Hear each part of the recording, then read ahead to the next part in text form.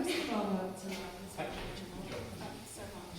I'd now like to introduce Lisa from Grantham Writers.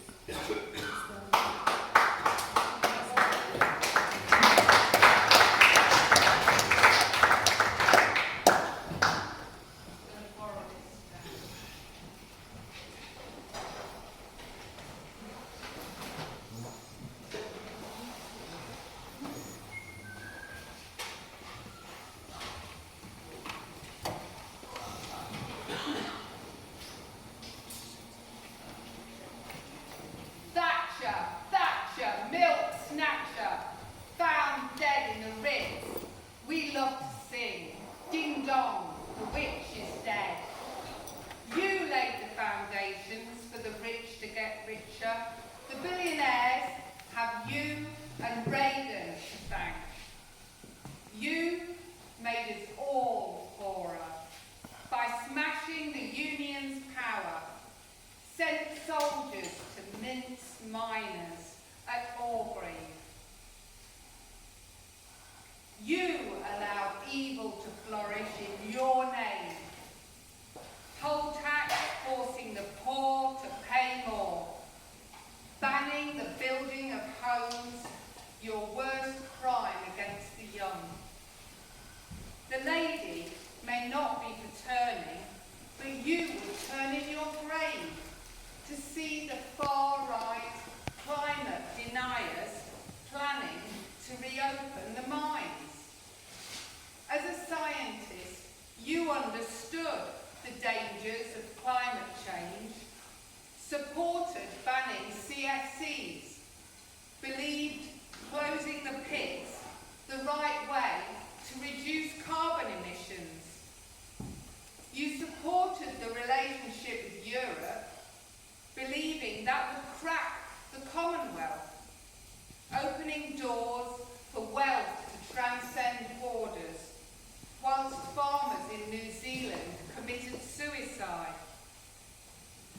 Were you worse than cowardly Cameron, cutting tax for the rich and suppressing public sector pay, finally running away from the Brexit fiasco he allowed? Were you more honest than blethering Boris, lying and cheating, causing dying and nepotism, giving away billions to his friends with duff contracts? Trust didn't last longer than a lettuce. We're talking about you after 100 years. Your memory carved in iron.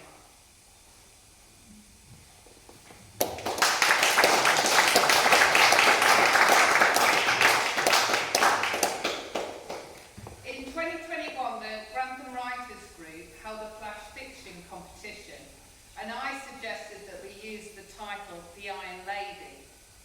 And I decided to enter the competition after drafting the next piece, but I didn't use this in the competition, but I'm going to use it now. The Iron Lady. Was the Iron Lady made of stone? Was she the first to start the never-ceasing acts of cuts that chopped public services back to the bone? Is it her fault that this cavernous museum used to be freezing cold and staffed by volunteers? Is she hated because of what she did or who she was? Did she set soldiers on the miners? Was Jenrick writing about statues because hers came to Grantham? Did they throw eggs at her when she was unveiled?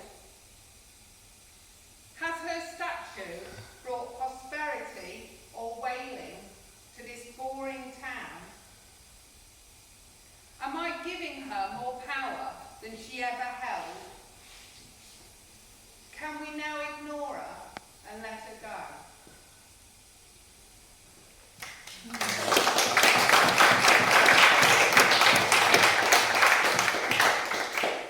So I want to ask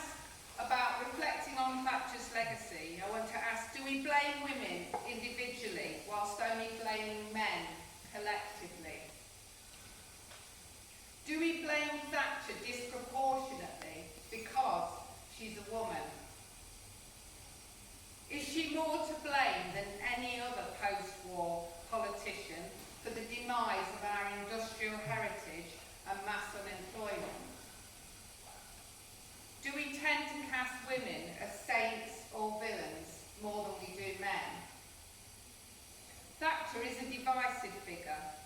Some loved her and others hated her. But although it became personalised, it was primarily the choices that she made and the policies she pursued that were admired or vilified because of their impact.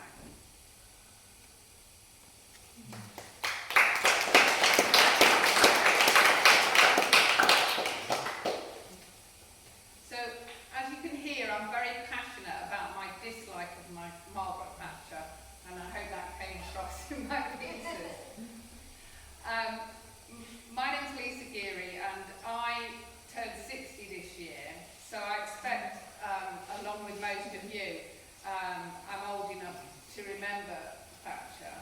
And I was at school in 1973 when she took away the free school milk that was provided to school children, which I can see by the artwork at the back, is still one of her most famous things. And after the first singers this evening, I whispered to the person next to me, is this what they'll remember in 1,000 years? Thatcher the milk snatcher. It's a bit like Ring a Rosie.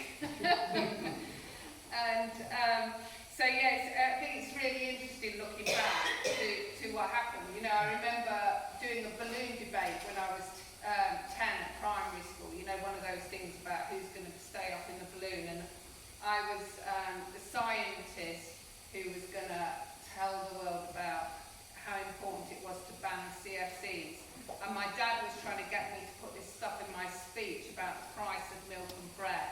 And I'm sure that was the sort of, you know, that's what Thatcher used to do, wasn't it? Everybody used to talk, like Trump does now, about the price of eggs. It's this weird thing that politicians sometimes do. So I was 14 when she became Prime Minister, and in Nottingham. So I think that there's quite a lot of similarities between her situation, you know, as a schoolgirl in Grantham and mine, you know, those years later in Nottingham. But my dad had a shop, a small shop in West Bridgford, but it didn't sell groceries. It sold children's books and greetings cards. But it did actually, he did have to close it because they cut the local library service at that time, and so that it wasn't open in the afternoon on a Saturday, and that meant people didn't come to shop on a Saturday afternoon because they went and did something else. So they rushed to the library in the morning when they did their food shopping, and that was it. You didn't see them